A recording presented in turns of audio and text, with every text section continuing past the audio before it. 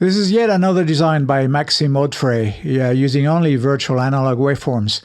Its default parameters makes it a perfect candidate as a funky or disco-based sound from the 80s. But tweaking a few of its parameters can, as we'll see, drastically change its character for more modern music styles. But first, let's look at its classic behavior. It's obviously the resonant filter which gives the acid, funky character. Actually, it is the same filter as in a Minimoog, the legend that created all. As a matter of fact, just listen to this sound that I quickly created using a Minimoog.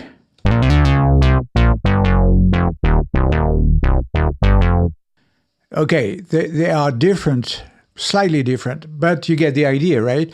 Maxime also used a drive parameter to add a light saturation to the filter response. He also added some other stuff like this light modulation of the filter envelope as well as on its cutoff frequency using the velocity and aftertouch too.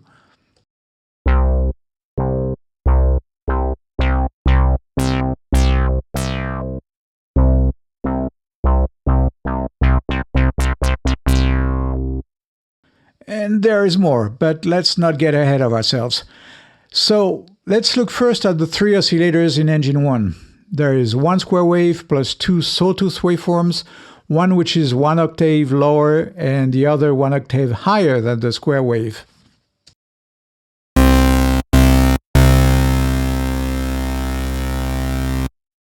Nothing too fancy here, except maybe the velocity-triggered attack that we mentioned before. Max used Engine 2 to add a triangle waveform which, using the same envelope and filter parameters as Engine 1, adds some bass harmonics with a fancy attack sound. Mixing the two engines, we get this classic bass from the early 80s.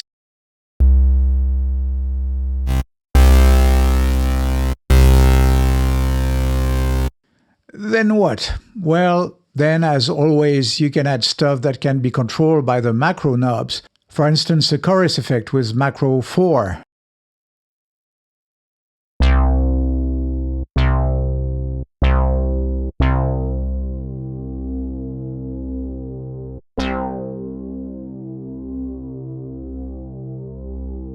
Or a pulse width modulation controlled by LFO2 and macro 1.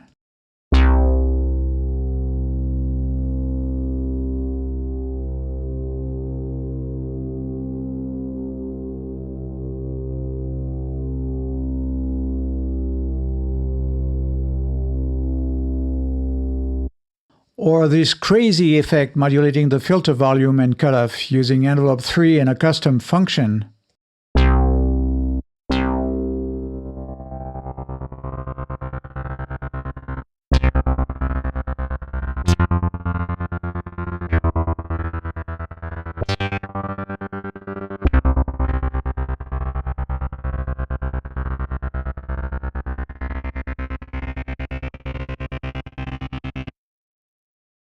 Now, how do you do that? Well, first you create a weird function like this and modulate the volume of filter 2 stage.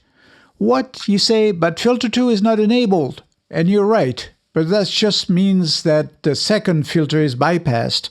However, its output gain is still in the signal path as shown here. So it acts just like an extra gain stage. And so you can modulate it with this weird function as well as the filter 1 cutoff frequency, all of this being controlled by macro 3 knob.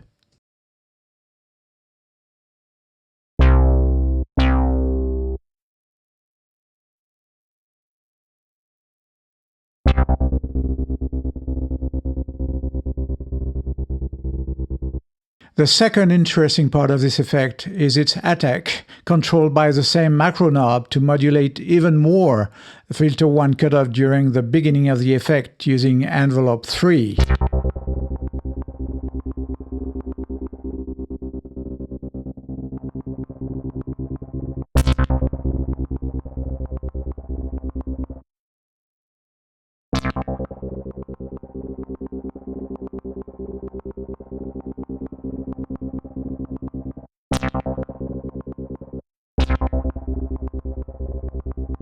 Finally, you can also use LFO1 controlled by the mod wheel to add a vibrato on engine 1.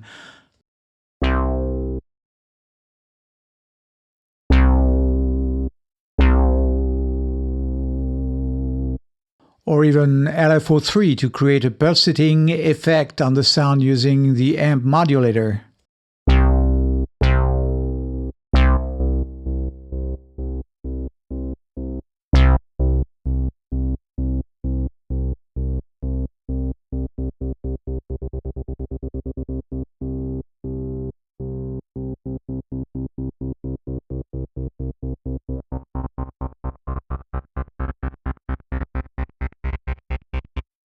And that's just the beginning of your own story with a new sound.